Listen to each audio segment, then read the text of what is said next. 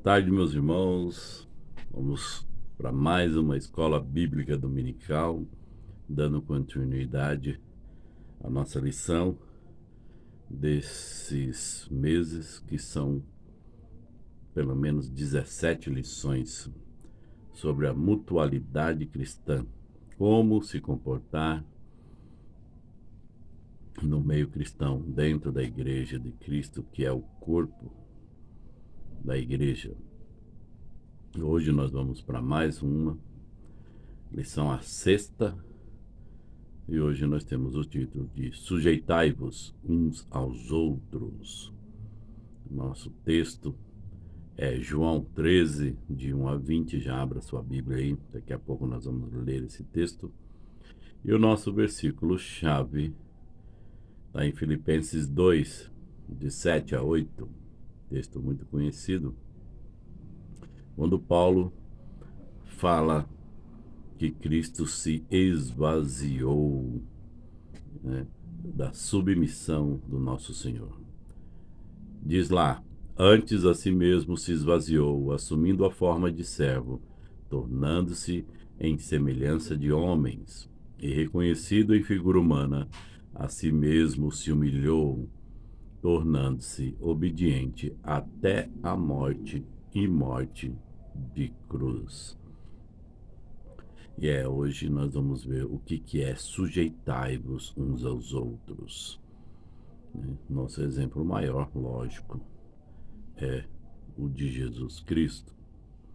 Então, irmãos, vamos curvar nossas fontes e falar com o nosso Deus em oração. Querido Deus e Pai, nós somos gratos, Senhor, por estarmos aqui reunidos mais uma vez para podermos ouvir a Tua palavra, ó Pai. Que o Senhor possa nos orientar, dar o entendimento e colocar em nossos corações, ó Pai, da vontade e o desejo que Tu quer para nossas vidas, ó Pai. Nós somos gratos, Senhor, por tudo, no nome santo de Jesus. Amém. Então vamos para a leitura do nosso texto base, João 13, de 1 a 20. Jesus lava os pés dos seus discípulos. Ora, antes da festa da Páscoa, sabendo Jesus que chegara a hora de passar deste mundo para o Pai, tendo amado os seus que estavam no mundo, amou-os até o fim. Durante a ceia, tendo já o diabo posto no coração de Judas Iscariotes, filho de Simão, que traísse a Jesus, sabendo que o Pai tudo confiara às suas mãos, e que ele viera de Deus e voltara para Deus. Levantou-se da ceia, tirou as vestimentas de cima e, tomando uma toalha, cingiu-se com ela. Depois, deitou água na bacia e passou a lavar os pés dos seus discípulos e enxugá-los com a toalha que estava cingido. Aproximou-se, pois, Simão Pedro e disse-lhe: Senhor, tu me lavas os pés a mim? Respondeu-lhe Jesus: o que eu faço não sabes agora. Compreendê-los-ás depois. Disse-lhe Pedro: nunca me lavarás os pés. Respondeu-lhe Jesus: se eu não lavar-te os pés, não tens parte comigo. Então Pedro lhe pediu: Senhor, não somente os pés, mas também as mãos e a cabeça. Declarou-lhe Jesus: quem já se banhou não necessita de lavar senão os pés. Quanto mais está tudo limpo. Ora, vós estáis limpos, mas não todos, pois ele sabia que era o traidor. Foi por isso que disse: nem todos estáis limpos. Depois de lhe ter lavado os pés, tomou as vestes e, voltando à mesa, perguntou-lhes: compreendeis o que vos fiz? Vós me chamais o Mestre e o Senhor, e dizeis bem, porque eu sou. Ora, se eu, sendo Senhor e Mestre, vos lavei os pés, também Vós deveis lavar os pés uns dos outros, porque eu vos dei o exemplo, para que, como eu fiz, façais vós também. Em verdade vos digo que o servo não é maior do que o seu senhor, nem o enviado maior do que aquele que o enviou. Ora, se sabeis estas coisas, bem-aventurados sois e as praticardes. Não falo a respeito de todos vós, pois eu conheço aqueles que escolhi. É antes para que se cumpra a Escritura. Aquele que come do meu pão levantou contra mim seu calcanhar. Desde já vos digo, antes que aconteça, para que quando acontecer, creiais que eu sou. Em verdade vos digo que recebe aquele que eu enviar, a mim me recebe. A quem me receber, recebe aquele que me enviou. Durante a ceia do Senhor, com os seus discípulos, Jesus ele nos dá um exemplo que também ele nos ensina sobre a virtude da sujeição ao próximo. Mesmo sendo Senhor e Mestre, ele se propõe a lavar os pés dos seus seguidores. E esse era um serviço normalmente prestado por um escravo ou uma pessoa muito simples. O ensino de Jesus com essa atitude é que devemos abrir mão de nosso direito e conforto para honrar o nosso próximo. E é importante lembrar que nenhum dos discípulos tinha o direito a ter os pés lavados. Entre eles estava inclusive aquele que trairia a Jesus. Pode ser que houvesse até ali alguma discussão na hora, né? Por alguém não querer, né, fazer essa tarefa que era considerada como uma humilhação. Agora, se nós quisermos praticar o exercício cristão, irmãos, que nós vamos aprender hoje, nós devemos compreender que se sujeitar requer ver o outro como alguém superior. Como via de regra, deve haver uma tarefa ou entrega que normalmente não é fácil de se oferecer. Então, hoje, nessa lição, nós vamos abordar 3 aspectos importantes para o desenvolvimento dessa disciplina espiritual. É lógico que o nosso exemplo é Jesus Cristo. Então, hoje nós vamos entender o valor da sujeição no exercício cristão e se dispor a praticá-la. Nesse primeiro ponto, irmão, nós vamos aprender a disciplina com Jesus. Durante a vida, Jesus sempre se mostrou submisso e disposto a fazer a vontade do Pai. Algo que ele tinha na consciência era que o Pai era maior do que ele. E ele reconhecia que devia o respeito e a obediência ao Pai. Jesus, ele já havia sido enviado pelo Pai para cumprir uma missão. E para ele, então, tornou-se natural cumprir essa tarefa traçada desde a eternidade. E ele tinha prazer em obedecer e cumprir a tarefa. E assim, ele alcançou a sua recompensa com alegria. Lá no livro de Hebreus, no capítulo 12, verso 2, Jesus, vamos ler aqui, né? Hebreus 12, 2, diz qual é a recompensa alcançada por Jesus. Vamos ver? Abra aí sua Bíblia em Hebreus 12, 2.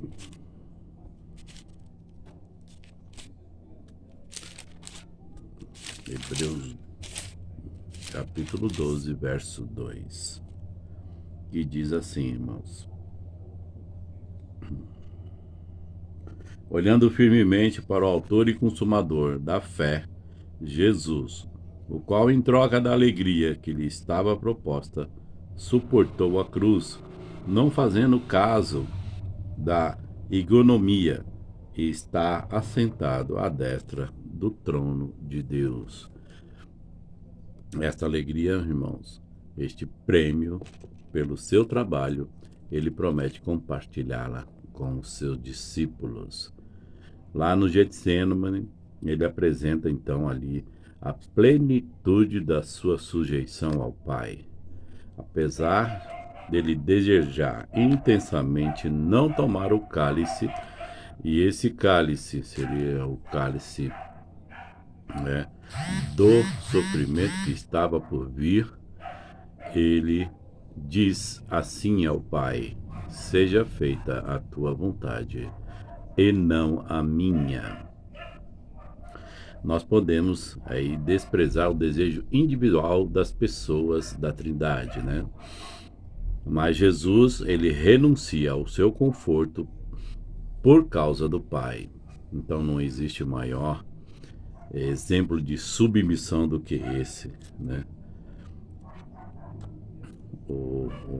Ele abre mão da sua vontade para obedecer à vontade do Pai. Será que nós, irmãos, estamos dispostos a sempre nos lembrar desse exemplo de Jesus? De sempre colocarmos a vontade do Pai em primeiro lugar em todas as nossas áreas da nossa vida? Será que nós nos lembramos que é a vontade do Pai que prevalece?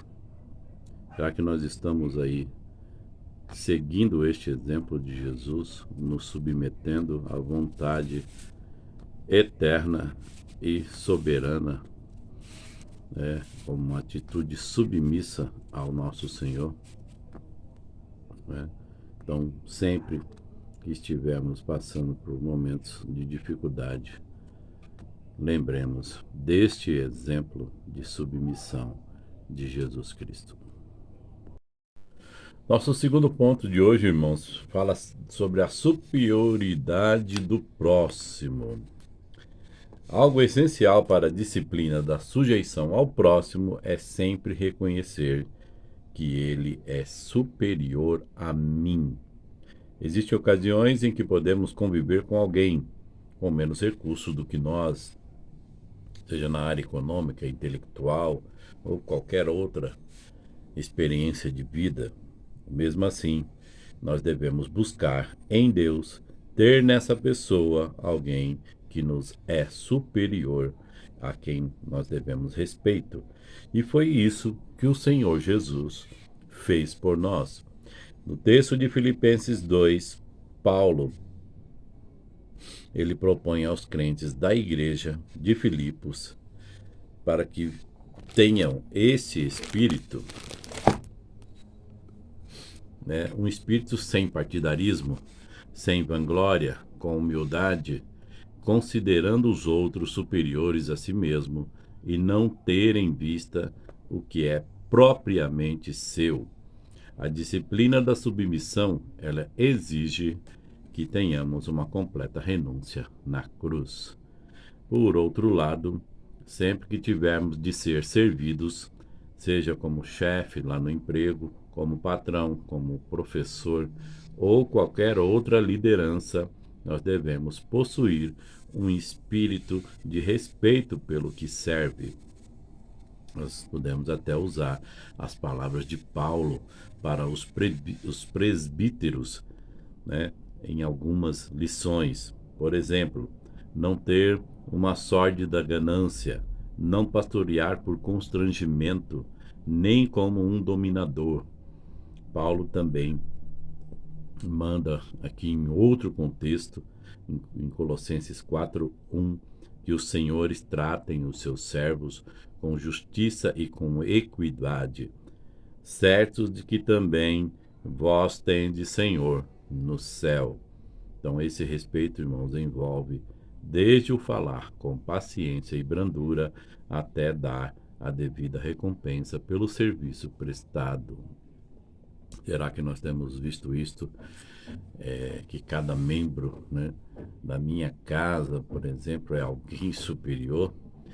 Né? Quais as pessoas que me servem, né? Faxineiros do serviço, zelador do prédio, assessorista de elevador, motorista de ônibus e outros que prestam serviços, né? Como nós temos tratado? Será que a gente tem usado as palavras, pelo menos mais simples, como muito obrigado, por favor e dá licença? Né? É o mínimo que se espera de um cristão. Né? Os exemplos que Paulo e o próprio Senhor Jesus nos deixa é que nós tratemos sempre o outro como alguém superior a nós mesmos. Nosso terceiro ponto vai nos dizer sobre a disciplina da humildade. Como nós já dissemos, a natureza da sujeição ao próximo ou de ser servido está no esvaziamento de nós mesmos. O livro de Provérbios, ele nos acrescenta um outro comportamento que caminha aí com a senhora humildade, o que é o temor do Senhor. Provérbios 22:4 diz assim, irmãos: o galardão da humildade e o temor do Senhor são riquezas e honra e vida. Os tesouros que essas práticas nos oferecem são espirituais e duradouras, mas existe um preço a ser pago. Levantar da mesa para servir não é próprio da natureza humana, principalmente quando nós temos o falso entendimento de que somos melhores do que os outros que estão à nossa mesa. A mudança para alcançarmos essa virtude é uma dádiva do Senhor. E quando nós nos dispomos a isso, ele vai então mexer nas áreas, principalmente aquelas, né, que nós não gostamos. Existem momentos em que o orgulho não nos deixa ver que realmente é o que nós somos. Normalmente haverá algum tipo de luta para essa correção e, lógico, uma mudança, né, devido à nossa natureza. E essa natureza, irmãos, ela já não é a mesma, né? Então, ela geralmente ela não é plenamente humilde, nem mesmo nas atitudes mais naturais, tá? Ainda que nós tenhamos uma condição menor do que a do próximo, a humildade ao qual nos dará condições de sujeitarmos ao próximo requer um novo estado de espírito, né, que somente pode ser desenvolvido com a base em Jesus Cristo. Somente a graça de Deus pode realizar isso em nós. Esse não é um assunto opcional na vida do cristão. Nós temos que buscá-lo como prioridade na vida em Cristo. Na vida cristã, a humildade não é algo secundário.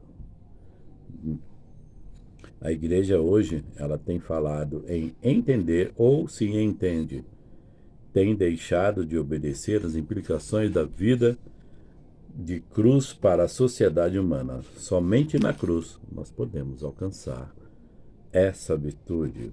E o apóstolo Paulo, então, trata dessa necessidade de ter o espírito de sujeição em três classes de crentes. O primeiro está lá em 1 Pedro 2, 18 e 3, 7, que são, primeiro, então o primeiro ponto, irmãos, os servos. Eles são exortados a respeitar com temor os seus senhores. Note que não apenas os bondosos, mas também aos injustos. Se ao praticar o bem, eles fossem afligidos e suportassem com paciência ao dano, os servos agradariam a Deus. Portanto, a sujeição é uma prática que alegra ao seu Senhor. Segundo, as esposas. No versos 1 Pedro 3:1, nesse verso 1, o termo que nós notamos é igualmente. Com o mesmo espírito cristão dos servos, as mulheres devem viver a submissão no convívio conjugal. E terceiro, os maridos. Novamente aí no versículo 7, volta essa expressão igualmente, levando aí os homens a entender que também devem, ao mesmo espírito de sujeição, viver os princípios para dar uma boa condição de vida familiar a cada um a sua esposa. E ainda no texto de 1 Pedro 2, de 21 a 25, ele enfatiza o modelo da sujeição, que é a pessoa do Senhor Jesus Cristo. Então, vale a pena a gente ler aí com cuidado essa exortação bíblica, né? E assim que nós tenhamos aí uma função de patrão ou empregado, de marido ou de esposa, ou qualquer outro no relacionamento humano, que nós entendamos que nós fomos chamados para desenvolver o mesmo espírito de Jesus Cristo, né? Então, voltemos lá à ceia do Senhor, nós vamos avaliar de forma coerente, entendendo o que o Senhor fez em seus discípulos, né?